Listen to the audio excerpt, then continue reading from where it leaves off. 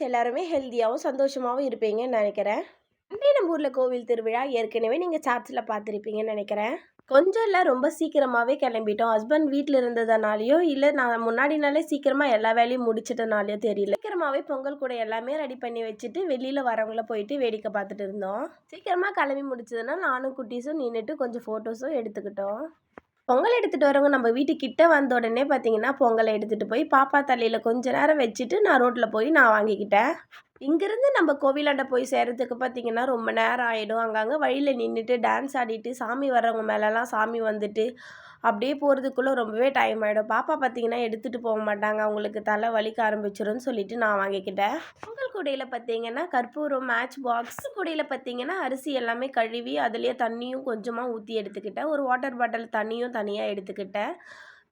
அதுக்கப்புறம் பார்த்தீங்கன்னா கொஞ்சமாக வெரைட்டியும் கற்பூரம், மேட்ச் பாக்ஸ், கரண்டி, வெல்லம், முந்திரி திராட்சை, ஏலக்காய் இது எல்லாமே பார்த்தீங்கன்னா செட்டாக கொண்டுட்டு போயிட்டேன். அங்கே பார்த்தீங்கன்னா அந்த வெரைட்டியை கொஞ்சம் கொஞ்சமாக புட்டு ரவுண்ட் ஷேப்பில் அடிக்கிட்டு அதுக்கு நடுவில் பார்த்தீங்கன்னா நம்ம கற்பூரத்தை வச்சு கற்பூரத்தை பற்ற வைக்க வேண்டியதான். கற்பூரம் எரியும் போதே பார்த்தீங்கன்னா அந்த வெரைட்டிலையும் சூடு பிடிச்சிரும். சாமியும் கும்பிட்டுட்டு பொங்கலையும் தூக்கி அது மேலே வச்சாச்சு. நம்ம பொங்கல் தான் ஃபஸ்ட்டும் பொங்குச்சு. எதனால் நம்மளுடைய பொங்கல் சீக்கிரமாக பொங்குச்சுன்னு பார்த்தீங்கன்னா நம்ம பொங்கல் வச்ச அந்த பாத்திரம் ரொம்பவே குட்டியானது, அதுலேயும் அரிசியும் கம்மியாக தான் பிடிச்சது. அதனால் ரொம்பவே சீக்கிரமாக பொங்கிடுச்சு. எல்லாருமே வெரைட்டியில் பொங்கல் வச்சதுனாலையும் எல்லாரும் ஒரே இடத்துல பொங்கல் வச்சதுனால பார்த்தீங்கன்னா அங்கே ஒரே புகை, அங்கே கொஞ்ச நேரம் கூட நிற்கவே முடியல, மூச்சே விட முடியல, அப்படி ஆயிடுச்சு. அரிசி நல்லா வெந்து வந்த உடனே பார்த்தீங்கன்னா பொங்கலை இறக்கி கீழே வச்சு கொஞ்சம் வெல்லத்தையும் தட்டி போட்டாச்சு. அப்படியே எடுத்து அந்த ஹீட்லேயே கொஞ்சம் வைக்கும் போது அந்த வெல்லம் நல்லா இறுகி வந்துடும். பொங்கல் சூப்பராகவே ரெடி ஆகிடுச்சு. முந்திரி திராட்சை, ஏலக்காய் எல்லாமே போட்டு பொங்கலை எடுத்து கீழே வச்சு அதை வாஷ் பண்ணிவிட்டு அந்த பொங்கல் வச்ச சாம்பல்லையே பார்த்தீங்கன்னா அதுக்கு பொட்டோ வச்சு விட்டுட்டேன். பொங்கல் ரெடி ஆனோடனே இறக்கி கீழே வச்சு நம்ம எடுத்துகிட்டு போன அந்த அணைக்குடியே வச்சு அது மேலேயும் திருப்பி கவுத்துட்டு வீட்டுக்கு வந்தாச்சு. வீட்டுக்கு வந்து பார்த்தீங்கன்னா கற்பூரம், வாழைப்பழம், தேங்காய், மாவிளக்கு இது எல்லாமே ரெடி பண்ணி திரும்ப கோவிலுக்கு கொண்டுட்டு போனோம்.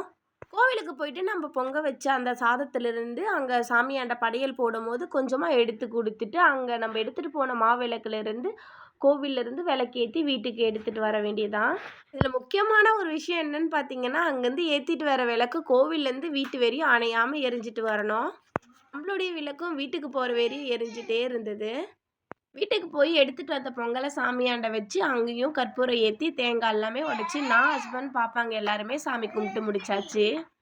காலையில் பார்த்தீங்கன்னா டிஃபன் மட்டும்தான் செஞ்சேன். இனிமே தான் மதியம் லஞ்சையும் நான் ப்ரிப்பேர் பண்ணணும். சாமி கும்பிட்டு முடித்த உடனே தான் நான்வெஜ் செய்யணும் அப்படின்றதுனால நான் சாமி கும்பிட்டு முடிச்சிட்ட பிறகே நான்வெஜ் எடுத்து சமைச்சேன். அது எதையுமே என்னால் வீடியோஸ் எல்லாம் எடுக்கவே முடியல, ஏன்னா வேலை அதிகமாக இருந்ததுனால என்னால் வீடியோ எடுக்க முடியல.